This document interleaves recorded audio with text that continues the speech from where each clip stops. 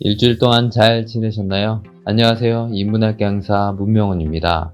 오늘 우리가 함께 볼 책은 마강래 교수의 지방도시 살생부입니다. 저는 조부모님이 계신 시골 마을에 갈 때마다 예전과는 다른 분위기를 느낍니다. 빈집이 늘어가고 청년층이 줄어들에 따라 침체된 마을 분위기를 느끼게 되는 거죠. 일반적인 시골 마을의 경우 20, 30년 후에는 사라지는 게 아닌가 하는 생각도 자주 하게 됩니다. 반면에 서울을 포함한 수도권에서는 이것과는 전혀 다른 분위기를 느낄 수 있습니다.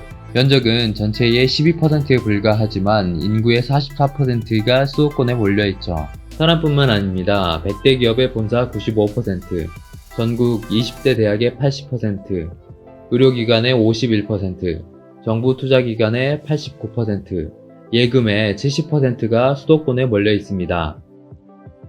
마강래 교수는 이 책에서 크게 두 가지 문제에 집중합니다. 하나는 지나친 수도권 집중화 문제고 다른 하나는 중소도시의 소멸 문제입니다. 우선 수도권 집중화 문제부터 살펴보도록 하죠. 경제학에는 규모의 경제라는 개념이 있습니다. 인력과 자원이 많이 모일수록 분업이 가능하고 그 때문에 효율적으로 이윤을 많이 창출할 수 있다는 개념입니다. 그런데 일정 수준의 규모를 넘어서면 규모의 경제는 사라지고 비효율성이 늘어납니다. 수도권 문제와 관련해서 이야기해보자면 어느 정도 수준의 인구가 넘어서면 비효율이 발생하는 거죠. 인구 과밀로 인한 교통체증, 어마어마한 주거비, 공해와 같은 부작용이 발생하는 겁니다. 지나친 수도권 집중은 지방 소외라는 문제를 낳기도 합니다. 부와 인프라가 수도권에 집중되어 있으면 당연히 생활 수준에서 차이가 날 수밖에 없고 폭넓은 기회를 지방민들은 가질 수 없게 되는 거죠. 미디어도 수도권에 집중되어 있기 때문에 사회적 담론 형성에서도 배제됩니다. 마강래 교수는 두 번째 문제인 지방 중소도시의 소멸에 더 많은 지면을 할애합니다. 인구가 줄어드는데 공적 인프라를 그대로 유지해야 된다면 당연히 1인당 투자 비용은 늘어날 겁니다. 예상과 같이 중소도시의 인구가 급속히 감소한다면 비효율적인 재정 투자로 인한 사회적 부담은 어마어마하게 늘어날 겁니다. 일본의 학자 야스다 히로야는 지방 소멸이란 책에서 특정 지역의 65세 이상 노인 인구와 20세에서 39세 이하의 가임기 여성을 비교해 가임기 여성이 노인 인구의 절반 이하인 지역을 소멸 위험 지구로 분류했습니다. 한국에서는 건국대학교 부동산학과 유선정 교수가 2015년 인구주택 총조사 내용을 바탕으로 같은 방식으로 분석했는데 기초자치단체의 30%가 인구 소멸 위험지구로 분류되었습니다. 지방 중소도시에서는 저출산과 고령화로 인해 자연적으로 인구가 감소하는 데다가 저성장과 기술 발전으로 인해 일자리가 대도시로 몰리면서 인구가 유출되고 있는 상황입니다. 정부와 지자체도 이 문제를 인식하고 있지만 제대로 된 진단과 해법을 제시하진 못하고 있습니다. 마강래 교수가 봤을 때 어떤 지역이 쇠퇴하는 것은 크게 세 가지 측면으로 구분할 수 있습니다. 첫 번째, 물리적인 측면, 인프라가 노후화되는 거죠. 두 번째, 인구 감소.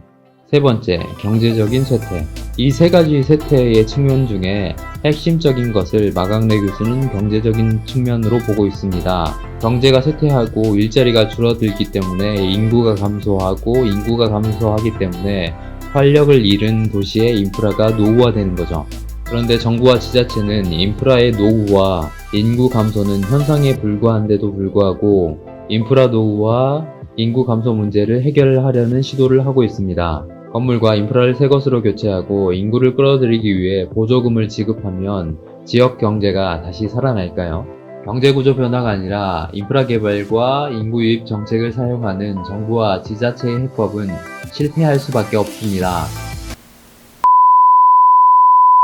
지자체도 경제구조를 개편하고 일자리를 확보하는 것이 중요하다는 걸 알기 때문에 산업단지를 조성하거나 지역 축제를 개최하는 등 여러가지 방법을 찾고 있습니다. 그렇지만 이 두 가지 방법 모두 성공하기 힘든 기획입니다.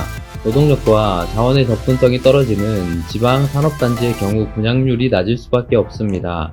그렇지만 리스크가 큰 산업단지를 조성하기 위해 지자체가 수익을 보증하는 경우가 많아서 분양률이 떨어지면 그 부담을 지자체가 질 수밖에 없습니다. 이는 재정 악화로 이어질 수밖에 없죠. 축제는 산업단지 조성만큼 재정적으로 부담되는 것은 아닙니다. 그렇기에 전국 곳곳에서 축제를 개최하고 있지만 대부분의 축제가 적자를 면치 못하고 있습니다. 축제의 단기적인 성격상 지역 경제 활성화로 이어지지도 못하죠. 정부는 도시재생 사업을 통해 지역 간 격차를 해소하려 합니다. 그런데 여기에도 몇 가지 문제점이 있죠. 우선 나눠먹기식 예산 분배로는 효과적인 결과를 얻기 힘듭니다.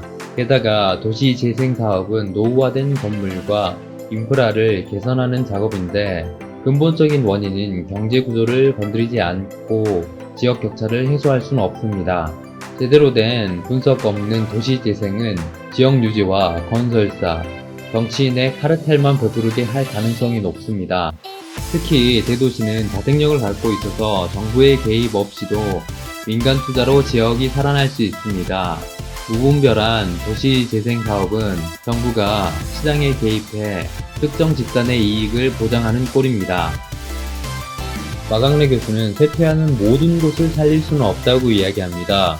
정부는 합리적인 분석이 없는 무분별한 토목공사를 중단해야 하고 현실적인 도시계획, 국토계획을 세워야 합니다. 특히나 자생력이 있는 대도시보다는 지방 중소도시에 집중해야 합니다. 마강래 교수는 우리에게 크게 두 가지를 제안하고 있습니다. 첫 번째는 수도권에 맞먹는 지방 대도시권을 육성하는 것입니다. 헌법에는 지역 균형 발전을 추구해야 한다고 나와 있습니다. 그런데 지방 중소도시가 서울과 같아질 수는 없으며 그것이 바람직하지도 않습니다. 지방의 대도시권을 육성하는 것이 보다 현실적인 방법이죠. 인구와 산업의 집중이 높은 수준의 인프라와 폭넓은 선택의 기회를 제공합니다. 수도권에 맞먹는 지방 대도시권 육성이 국토 균형 발전의 목표가 되어야 합니다. 마강래 교수의 두 번째 제안은 지방 중소도시가 스마트 축소 전략을 사용해야 한다는 것입니다.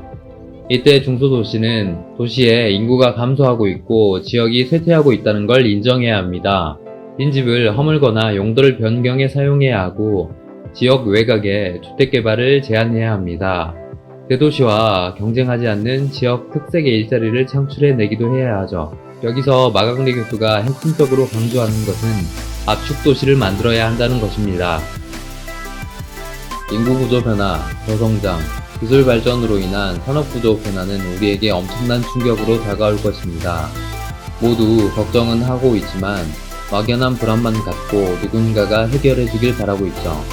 이 문제는 대통령과 정부를 바라본다고 해결될 것 같지 않습니다. 함께 머리를 맞대고 현실적인 대책을 찾아야 하죠. 미래의 수도권과 지방의 모습은 어떨까요?